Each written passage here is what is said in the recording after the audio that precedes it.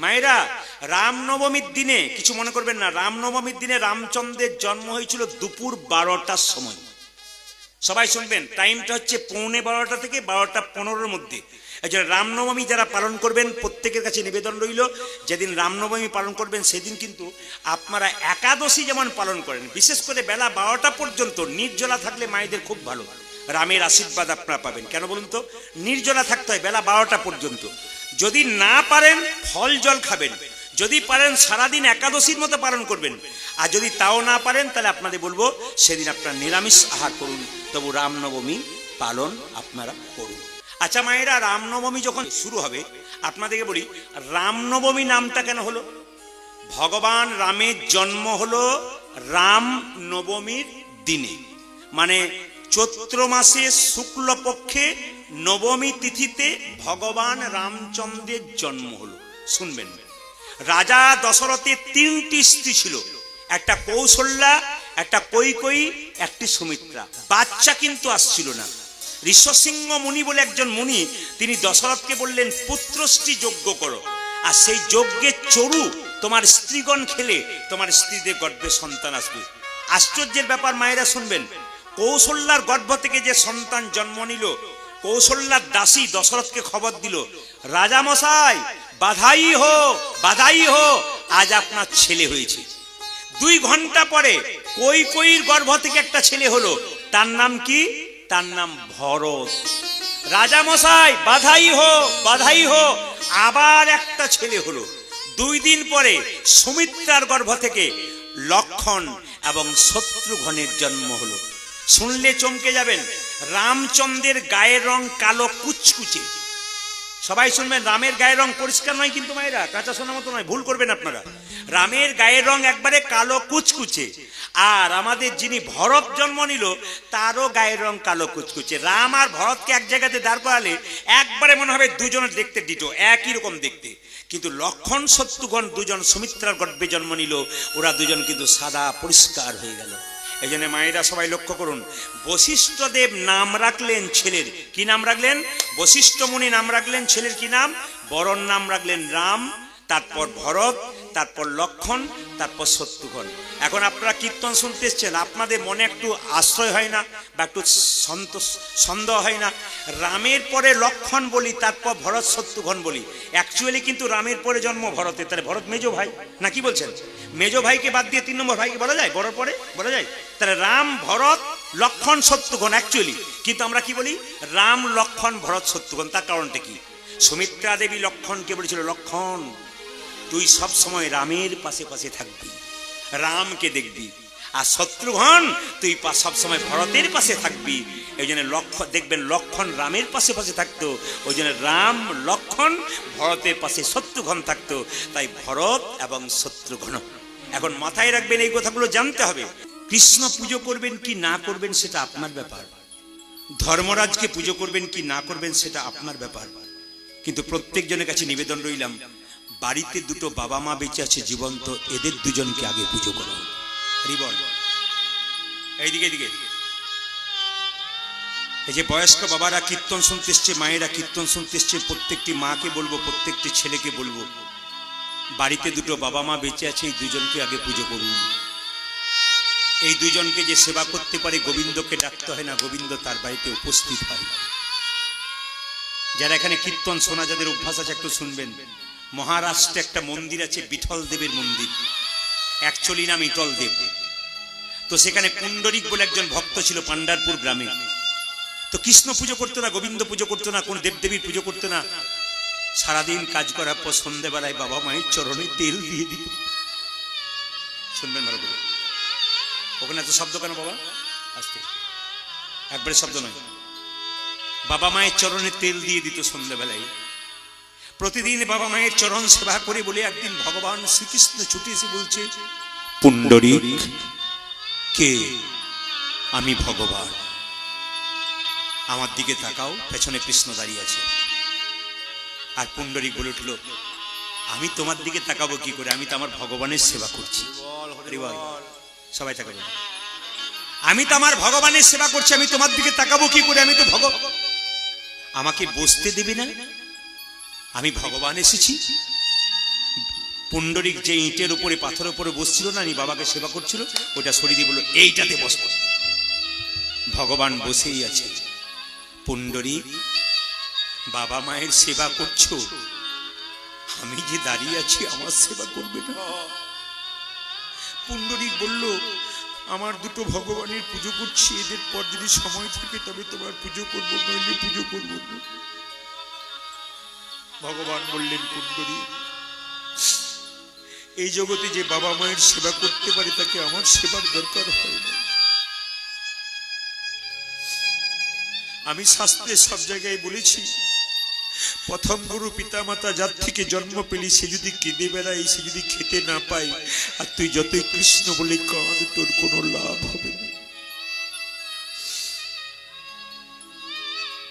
মায়ের মতো আপন কেউ হয় না, বাবার মতো আপন কেউ হয়। শুনবেন ভালো করে, একটা মায়ের পেটে একটা বাচ্চা 10 মাস 10 দিন জায়গা হয়, সেই ছেড়ে বড় হয়ে কলকাতায় ফ্ল্যাট কিনে আত্মীয় স্বজন সবার জায়গা হয়, কিন্তু মা বাবার জায়গা হয় না। কীর্তন শুনে কোনো লাভ হবে না যদি আসলে দেবী দেবীকে পুজো না করতে পারো। মায়ের মতো আপন কেউ হয় না, বাবার মতো আপন কেউ হয় না।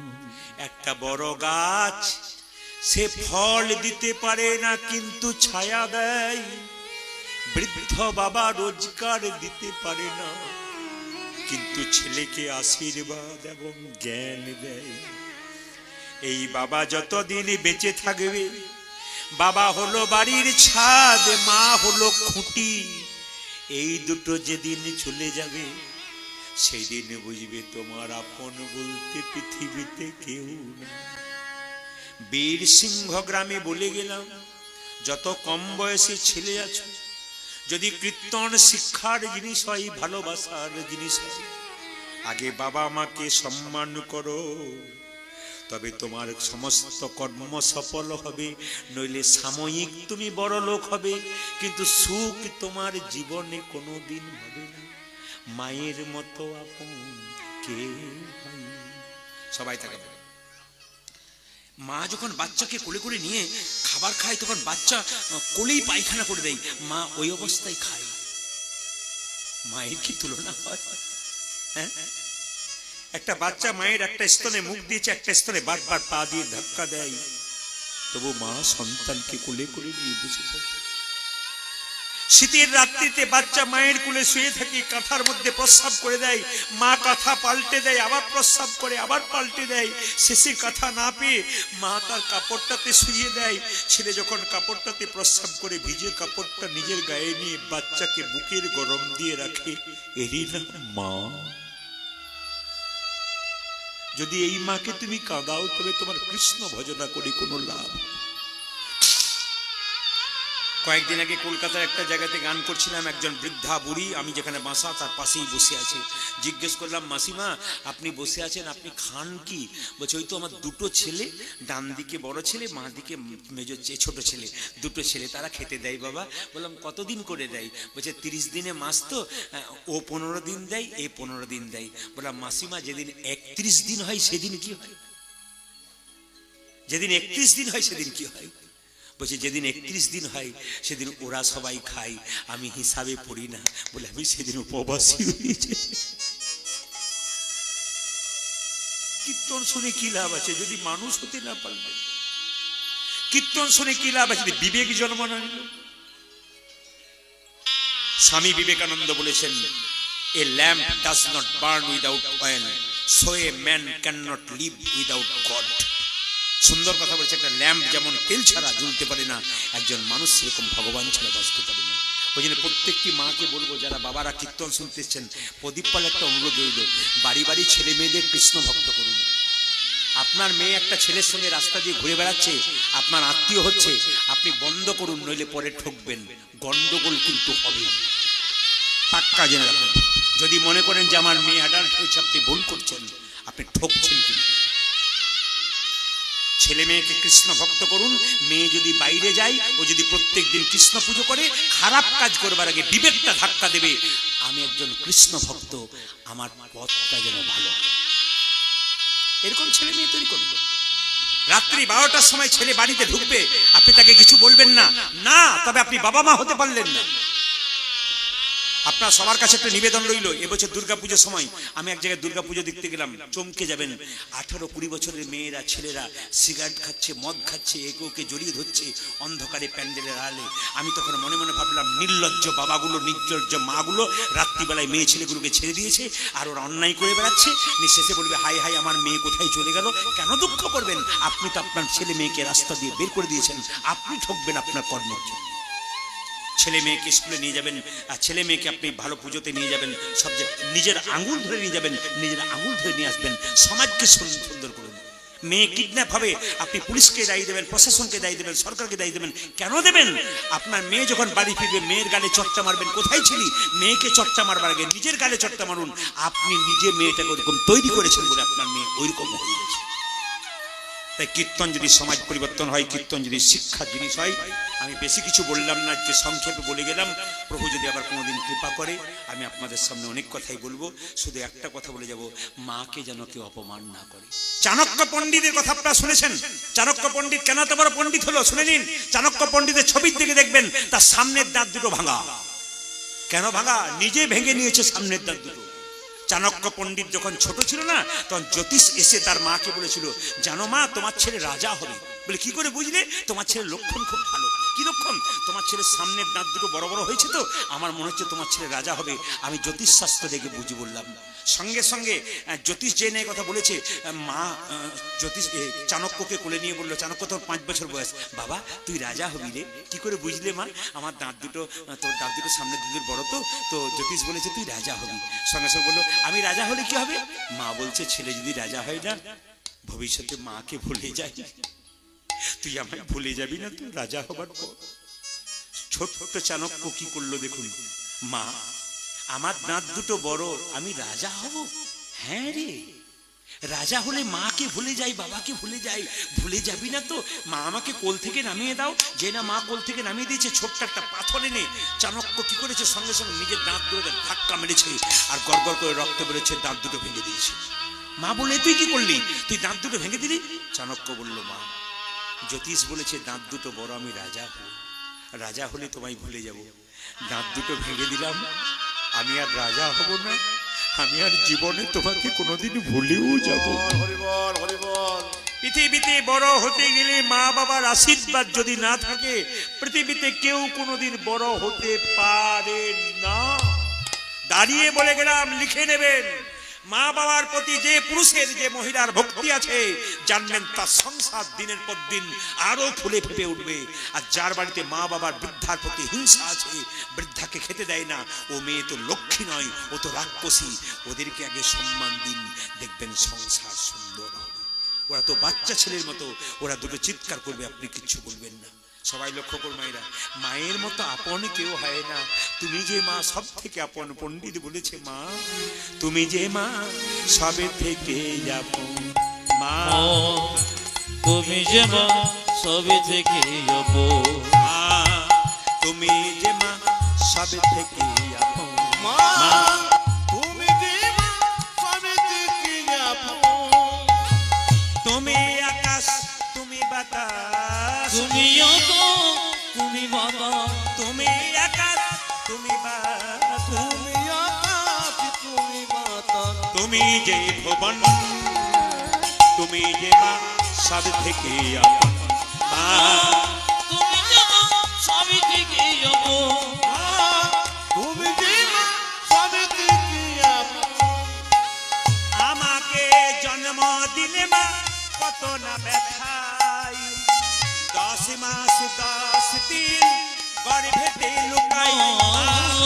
আমাকে জন্ম জন্মদিনের কত না ব্যথা, 10 দশে মাসে দাসী বাঁধি দিল তোমারই কোলে শুয়ে কত না আদর খেয়ে ওই মা তোমারই কোলে শুয়ে কত না আদর খেয়ে করলে মাগো আমারই যতনে মা তুমি যে মা সবে থেকে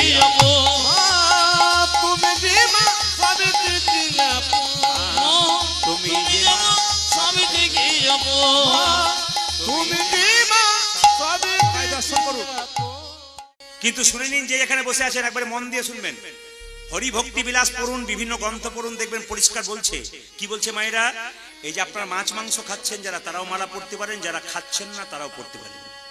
প্রশ্ন করবেন মাছ মাংস খেলে মালা পড়া যায়? বলে হ্যাঁ পড়া যায়। আর মাছ মাংস না খেলেও পড়া যায়। অনেকে বলে মাছ মাংস খেয়ে মালা পরবো, আমার পাপ হবে না মাংস খেলে? আরে বাবা, মাছ মাংস খেয়ে যদি মালা পরেন তাহলে পাপ হয়, আর মালা না পরে যদি মাছ মাংস খান তাহলে পাপ হয় না? দুটোতেই পাপ হয়। বরং ওষুধটা নেন, যদি কিছু কাজে লাগবে তো লাগবে, ওষুধটা পড়ুক, এখানে কাজে লাগবে। যারা মাছ মাংস খান তারা মালা পরবেন, কিন্তু মালাটাকে গলা থেকে ঝুলিয়ে পরবেন। সবাই তাকান, মালাটাকে গলা থেকে ঝুলিয়ে পড়বেন। এই যে আমার আপনারা দেখতে পাচ্ছেন, একটু ভালো করে দেখে নিন। এই যে মালাটা দেখতে পাচ্ছেন, হরে কৃষ্ণ, এই মালাটা যেমন ঝুলিয়ে আছে এতটা, আপনি এতটা ঝুলিয়ে পড়বেন। আর যারা নিরামিষ খান, মালাটাকে কণ্ঠের সঙ্গে লাগিয়ে পড়বেন। শাস্ত্র পরিষ্কার বলছে আপনার মালা উভয়ই পড়তে পারে, কোনো দুঃখ নেই, কোনো অসুবিধা নেই, মালা পড়বেন। তবু পরিচয় দেবেন আমি একজন হিন্দু বাড়ির মেয়ে, আমি একজন হিন্দু বাড়ির ছেলে। তিলকের কথা যখন বলি, এইদিকে তাকাবেন, তিলকের কথা যখন বলি সবাই তাকাবেন। তিলকের দেখুন দুটো দাগ আছে, আছে না? জোরে বলুন হ্যাঁ না না। সবাই দেখবেন আমার দিকে, দাগ আছে দুটো। এই ডান দিকের দাগটা ব্রহ্মা, পাশের দাগটা কি? মহেশ্বর, আর মাঝখানে ফাঁকাটা বিষ্ণু। যার কপালে ব্রহ্মা বিষ্ণু মহেশ্বর আছে তার আবার দুঃখের কি আছে? মা কপালে রাখতে। যদি মনে করেন লোকে আমাকে ঠাট্টা করবে, এটাই তো হিন্দু জাতির সবচাইতে লজ্জার ব্যাপার। আর হিন্দুদের পতন হচ্ছে কেন বলুন তো? আমরা নিজেদের বিবেক জাগাতে পারি না। মালা পড়লে নাকি আমরা ভক্ত হয়ে যাব, যদি আমার ছেলে ঘর থেকে বেরিয়ে যায়, মালা পড়লে সাধু হয়ে যায়, এই চিন্তাতে ছেলেকে কৃষ্ণ নাম করতে অনেক মা দেয় না। কিন্তু জেনে নেবেন, যে মায়ের গর্ভে কৃষ্ণ ভক্ত সন্তান সন্ততি হয়, জানবেন তার গর্ভটা রত্ন গর্ভ। আর যে মায়ের গর্ভে ডাকাত সন্তান হয়, চরিত্রহীন সন্তান হয়, ওই মায়ের গর্ভটা রাক্ষসের গর্ভ। পরিষ্কার জেনে নেবেন। মায়ের আচার বিচারের উপরে সন্তান জন্ম হয়। আমি আগেই বললাম, মাটি যদি হয় খাঁটি তবে সোনার ফসল ফলে। বাবা মা হলো মাটি, বাবা হলো বীজ। যদি মাটি ভালো হয় আর বীজ যদি ভালো হয়, গাছ ভালো হবে না। কি বলেছে? আপনি বাবা হয়ে কীর্তন শুনবেন না, বাবা হয়ে হাত তুলবেন না, হরিবাসরে বসবেন না। আপনার ছেলে তাকিয়ে দেখবে আমার বাবা দিব্যি যুবক ছেলে মতো দাঁড়িয়ে আছে, হরিনামে বসছে না। আপনার ছেলে আপনি হরিনামে বসবে কেন? আপনি কি করে আশা করবেন যে আমার ছেলে হরিনামে বসবে, হরিনাম শুনবে? আপনি তো নিজে আচরণ করতে পারেন না। মহাপ্রভু নিজেই মুখে বলেছেন, আপনি আচরি ধর্ম অপরে শেখাই, আপনি না আচরিলে অপরে শেখানো না যায়। ওই জন্য ভালো করে কীর্তন শুনবেন, আপনার ছেলে মেয়েও কিন্তু শুনবে। মায়েদেরকে বলে কি, তিলক প্রত্যেকদিন পুজো করার সময় করবেন। কিরকম করবেন? সবাই তাকিয়ে নিন এদিকে। আপনারা হাতে জল নেবেন, সবাই তাকান। পুজো করবার সময় সবাই একবারে জেনে নিন, এটা শাস্ত্রে বিধান আছে, জল তিলকের বিধান আছে। আপনি পুজো করবার সময় স্নান করলেন, মন্দিরে গেলেন, একটু হাতে জল নিলেন, জল নিয়ে এই আঙ্গুলে করে যেমন লম্বা করে দুটো দাগ নিতে হয়, ফোঁটা নিতে হয়, আপনি নিয়ে নিলেন জল তিলক। কেউ দেখতে পেল না, কিন্তু তিলক হয়ে গেল। সুযোগটা কিন্তু আজকে করে দিয়ে গেলাম সবাই। শাস্ত্রে বিধান দিয়েছে, যদি কেউ এরকম তিলক না করতে পারে তবে জল তিলক করতে পারে। জলটা হাতে নেবেন, এরকম করে নিয়ে তিলক করে নেবেন, জল তিলক, কিন্তু কেউ দেখতে পাবে না, আপনার কপালে একটা তিলক হয়ে গেল, কিন্তু পুজোটা আপনার পরিপূর্ণ হয়ে গেল। যদি মনে করো ওই তিলক নিতে পারবো না, একটা ফোঁটা নেবো, তাই তুলসী গাছে জল দেওয়ার পর তুলসী গাছের নিচে যে মাটিটা রয়েছে, আপনি এই আঙ্গুলে করে তিলকটা নেবেন। দেখুন, কিছু মনে করবেন না। একজন ব্রাহ্মণ তিনি শুদ্ধ কিনা, তিনি বিচারবোধ আছে কিনা, তার শিক্ষা আছে কিনা ধর্মীয় ব্যাপারে প্রমাণ দেখবেন কি করে? মন্দিরে পুজো করছে, যখন আপনি একটু সিঁদুর খুঁজবেন ফোঁটা করতে, যে আমাকে একটু ফোঁটা দিয়ে দিন তো, তিনি যদি এই আঙ্গুলে সিঁদুর দেন তাহলে বুঝবেন উনি ঠিক পড়াশোনা করেছেন। সবাই তাকান। যদি কোনো ব্রাহ্মণ মন্দিরে পুজো করছে, আপনি তাকে বললেন একটু সিঁদুর দিন তো বাবা কপালে, যদি এই আঙ্গুলে দেন তাহলে বুঝবেন উনি ঠিক ঠিক পড়াশোনা করেছেন, ঠিক ঠিক জেনেছেন। আর যদি আপনার বাড়িতে কেউ মারা যায়, তার কপালে তিলক করে শ্মশানে পাঠাতে হয়, কোন আঙ্গুলে দেবেন? তার জন্য। কথাগুলো মাথায় রাখবেন, জীবনে লাভ হতে পারে যদি আইনে চলতে পারেন। আপনি নিজে যখন নেবেন কোন আঙ্গুলে নেবেন? মধ্যমা। আপনি যখন ভগবান কৃষ্ণের চরণে তুলসী চন্দন দেবেন, অনামিকা। এই আঙ্গুল থেকে কিন্তু গুরুমন্ত্র শুরু হয়েছে। যারা দীক্ষা নিয়েছেন দেখবেন, আমার কথাগুলো বিচার করুন। এই আঙ্গুল থেকে কিন্তু দীক্ষা মন্ত্র শুরু হয়েছে। আপনি ভগবানের চরণে যখন তিলক দেবেন এই আঙ্গুলে দেবেন, ভগবানের কপালে ফোঁটা দেবেন এই আঙ্গুলে দেবেন, এই আঙ্গুলটা টাচ থাকবে। একটা বাতাসা দেবেন এই আঙ্গুল টাচ থাকবে। একটা তুলসী পত্র দেবেন এই আঙ্গুল দুটো টাচ থাকবে। যদি এই আঙ্গুলটা টাচ থাকে তবে আপনার পুজো পাঠ কিন্তু শাস্ত্র অনুযায়ী ঠিক হচ্ছে। অতীব বাস্তব কথাগুলো বলবো, আপনার মন দিয়ে শুনবেন। কিন্তু যিনি মাচাতে হেলতে দুলতে আপনার দরজা দিয়ে গেলেন, তিনি শুধু মরেন নাই, আপনাকে শিখিয়ে দিয়ে গেলেন, আমাকে দেখে শিখে নাও। বলে কি, আমি যেমন হেলতে দুলতে চলে গেলাম, যতই লাফালাফি করো, যতই মস্তানি করো, যতই বাড়ি গাড়ি করো, আমাকে দেখে শিখে নাও, একদিন আমার মতো হেলতে দুলতে নিতাই গৌর হরিবোল বলে চলে যেত। কিন্তু আমরা দেখি তবু বুঝি না। একটু শুনবেন, দেখি তবু বুঝি না। কেন বাবা? না, দেখবেন যেখানে ছাগল কাটা হয়, যারা দেখবেন কসাইখানা ছাগল কাটা হয়, একটা ছাগলকে কেটে চামড়াটা ছুলে দড়ি দিয়ে টেঙ্গে টাঙিয়ে দেয়, আর পাশে একটা ছাগল বসে বসে দিব্যি কাঁঠাল পাতা চিবই। ও জানে না যে এর পরের লাইনটা আমার আছে। আমরা সব কাঁঠাল পাতা চিবানো লোক, শুধু দেখেই যাচ্ছি, বুঝছি না যে এরপরে আমাদেরও টাঙ্গাবে। এই যদি বুঝতে পেরেছেন তাহলে চৈতন্য হয়েছে, আর যদি বুঝতে না পেরেছেন তো নিতাই গৌর হরি বলেছেন। আজকে কিন্তু আমি যে লীলাটি গাইবো সবাই শুনবেন, এটি কিন্তু গৌরাঙ্গ মহাপ্রভুর একটি ভক্তের লীলা। আজকে কৃষ্ণের লীলার দিকে যাচ্ছি না, কারণ যেহেতু মন্দির প্রতিষ্ঠা হয়েছে, ওই জন্য মন্দির প্রতিষ্ঠার জন্য এক মন্দিরে ভক্তের কথা আমি আজকে বলবো। প্রথম আপনারা শুনবেন, লীলাটির নাম হচ্ছে ভক্ত রঘুনন্দন।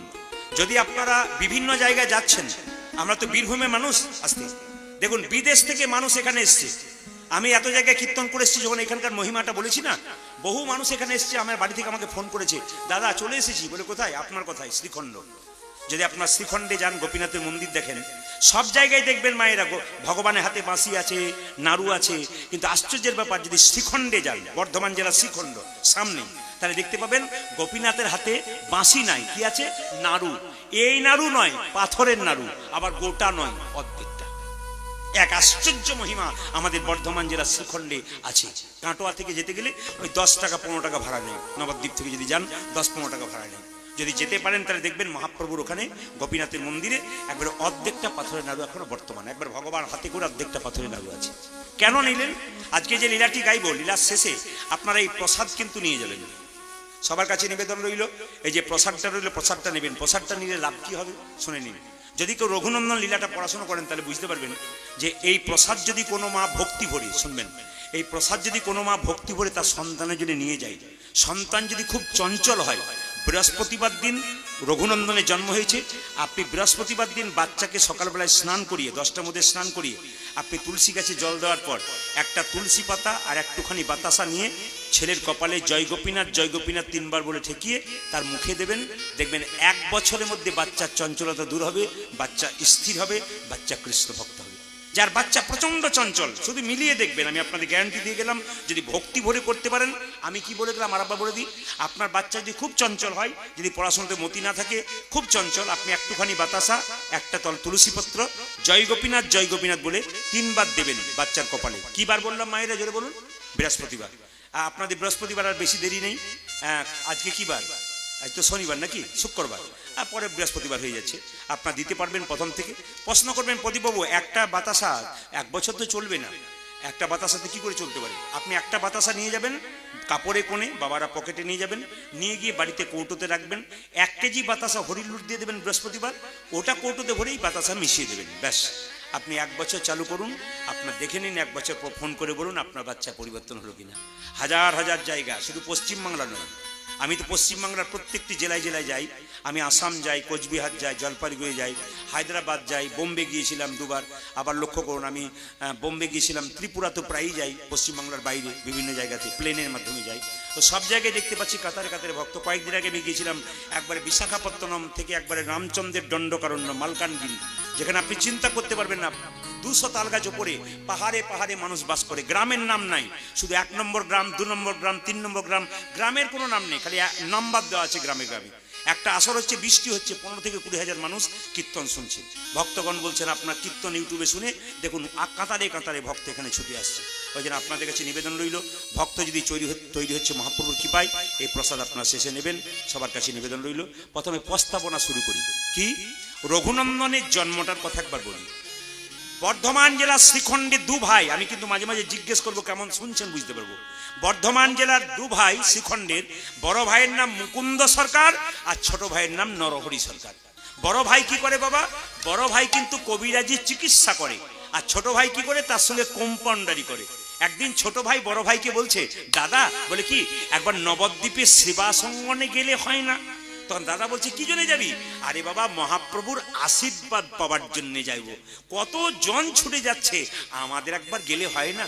তখন বড় ভাই ছোট ভাইকে বলছে, এখনকার দিনে দেখবেন টোটো, অটো, গাড়ি, কত কিছু আছে যাবার জন্য। তখন তো সব ছিল না, পায়ে হেঁটেই যেতে হতো। বড় ভাই বলছে, তোর মাথা খারাপ হয়ে গেছে? পায়ে হেঁটে তুই শ্রীখণ্ডে যাবি? নবদ্বীপ থেকে পা ফুলে যাবে, আসতে পারবি না। ছোট ভাই বলছে, দাদা, সাধুগুরু বৈষ্ণবের মুখে শুনেছি, কেউ যদি রাস্তা দিয়ে হরিনাম গাইতে গাইতে চলে যায় তবে তার রাস্তা অনেক খাটো হয়ে যায়। বড় ভাই আর কিছু বলতে পারলো না, ছোট ভাইকে নিয়ে চললো কোথায়? শ্রীখণ্ড থেকে একবারে নাচতে নাচতে গাইতে গাইতে চললো নবদ্বীপ সেবা সঙ্গন। সবাই তাকান কিভাবে যাচ্ছে। কৃষ্ণ কেশব কৃষ্ণ কেশব কৃষ্ণ কেশব তাই নাম, রাম রাঘব রাম রাঘব রাম রাঘব রক্ষম। হরে কৃষ্ণ কৃষ্ণ কৃষ্ণ হরে হরে, হরে রাম রাম রাম হরে হরে। কৃষ্ণ কেশব কৃষ্ণ কেশব কৃষ্ণ কেশব তাই নাম, রাম রাঘব রাম রাঘব রাম রাঘব রক্ষম। হরে কৃষ্ণ কৃষ্ণ কৃষ্ণ হরে হরে, হরে রাম রাম রাম হরে হরে। ওনারা কীর্তন করতে করতে যাচ্ছেন, আপনার একটু তালি দেবেন। তালি দিলে কি হয় মায়েরা? বলছে ডান হাতটা হচ্ছে কৃষ্ণ, বাঁ হাতটা রাধা। কোন কোন পণ্ডিত বলছেন যত তালি দেবেন রাধা কৃষ্ণের নাম এখানে হবে। আর কি, যদি হাতের মধ্যে যে রেখা থাকে দুর্ভাগ্য রেখা, যদি হরিনামে তালি দেওয়া যায় দুর্ভাগ্য রেখা আস্তে আস্তে সৌভাগ্য হয়ে যায়। আর কি না, আপনার বাড়িতে যদি বড় গাছ থাকে, গাছের নিচে সন্ধ্যাবেলায় 3 বার তালি দেবেন, 1 2 3। দেখবেন গাছে তো পাখি আছে, সব পাখি উড়ে চলে যাবে। তত্ত্ব বলছে দেহের মধ্যে কিছু পাপড়ি পাখি আছে, কি, কাম, ক্রোধ, লোভ, মোহ, মদ, মাশ্চর্য। যদি হরিনামে তালি দিতে পারেন এর আস্তে আস্তে চলে যাবে, গোবিন্দ চরণে মতি হবে। তাই আস্তে আস্তে তালি দিন। কৃষ্ণ কেশব কৃষ্ণ কেশব কৃষ্ণ কেশব তাই নাম, রাম রাঘব রাম রাঘব রাম রাঘব রক্ষম। হরে কৃষ্ণ কৃষ্ণ কৃষ্ণ কৃষ্ণ হরে হরে, হরে রাম রাম রাম হরে হরে। কৃষ্ণ কেশব কৃষ্ণ কেশব কৃষ্ণ কেশব তাই নাম, রাম রাঘব রাম রাঘব রাম রাঘব রক্ষম। হরে কৃষ্ণ কৃষ্ণ কৃষ্ণ হরে হরে, হরে রাম রাম রাম হরে হরে। কৃষ্ণ কেশব কৃষ্ণ কেশব কৃষ্ণ কেশব তাহি নাম, রাম রাঘব রাম রাঘব রাম রাঘব রক্ষম।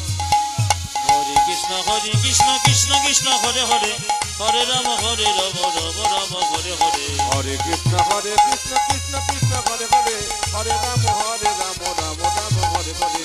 কৃষ্ণ হে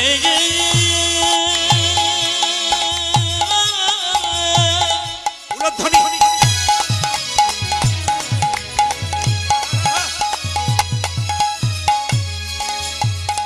কৃষ্ণ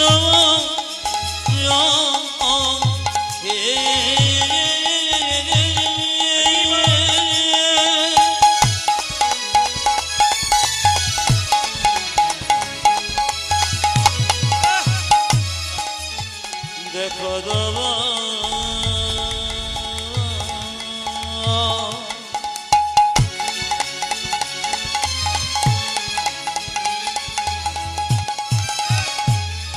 কৃষ্ণ কৃষ্ণ হে কৃষ্ণ হে কৃষ্ণ হে কৃষ্ণ হে কৃষ্ণ হে। একটা সোনার কলসি যতই দামি হোক, একজনের কাছে মাথা নিচু করতে, কার কাছে?